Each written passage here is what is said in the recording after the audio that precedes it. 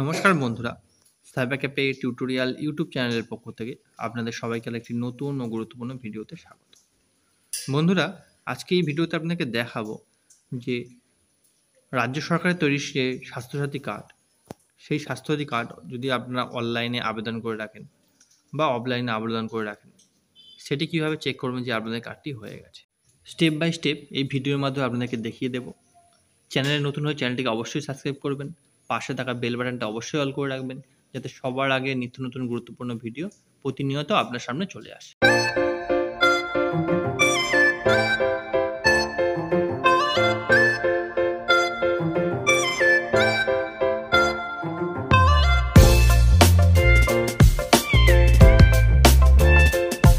প্রথমে আপনাদের পছন্দ মতো যে কোনো ব্রাউজার ওপেন করে নেবেন এবং সাথে এসে গুগল পেজে সার্চ করবেন স্বাস্থ্যসাথী কার্ড। তাহলে আপনাদের সামনে স্বাস্থ্যসাথী.gov.in হোম পেজটি আপনাদের সামনে চলে আসবে।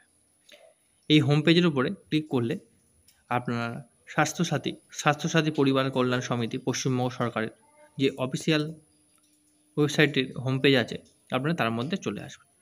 এখানে থাকা ফাইন্ড ইওর নেম এই অপশানে ক্লিক করবেন, তাহলে পরবর্তী পেজে চলে আসবেন।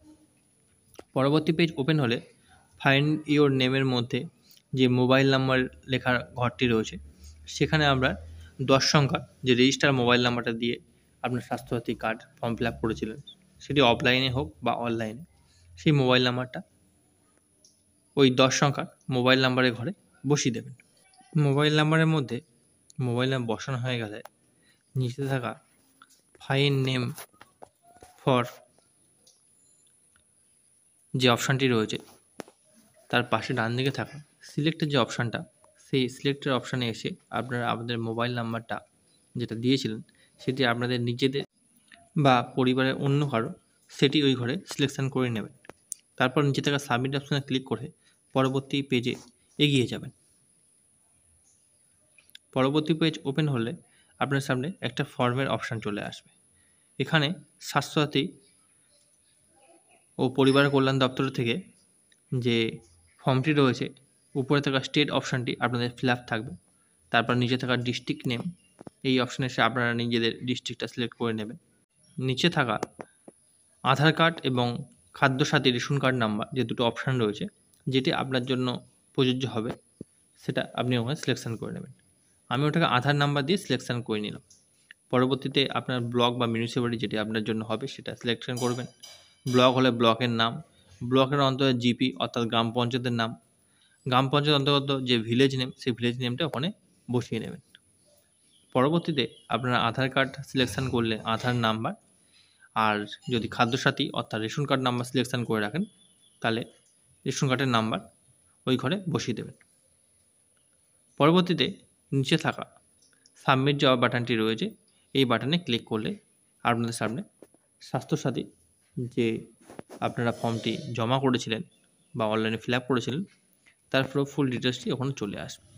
নিচে ডিটেলসের মধ্যে আপনার পরিবারের যে কটা ব্যক্তির নাম দিয়ে অ্যাপ্লিকেশন করা ছিল, সে কটা ব্যক্তির নাম, এইচওএফ নাম অর্থাৎ তাদের বাড়ির হেড অফ দ্য ফ্যামিলির নাম, category name, URN number, card issue date, এগুলো আপনাদের ওখানে দেখতে পাবেন।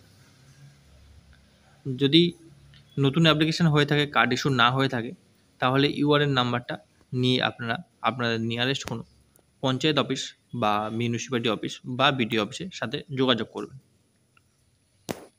ওখানে গেলে আপনাদের পরিবারের সমস্ত ব্যক্তিদের ছবি তোলা হবে এবং সাথে সাথে কার্ডটি দেওয়া হবে। 2025 সালে নতুন করে স্বাস্থ্যসাথী যে ফর্ম ফিল আপের নতুন ফর্মুলা এসছে, সেটি আগের ভিডিওতেই আমি দিয়েছি, আই বাটনে দিয়ে দিচ্ছি, আপনারা ওখানে দেখেও নতুন করে অ্যাপ্লিকেশন করতে পারবেন।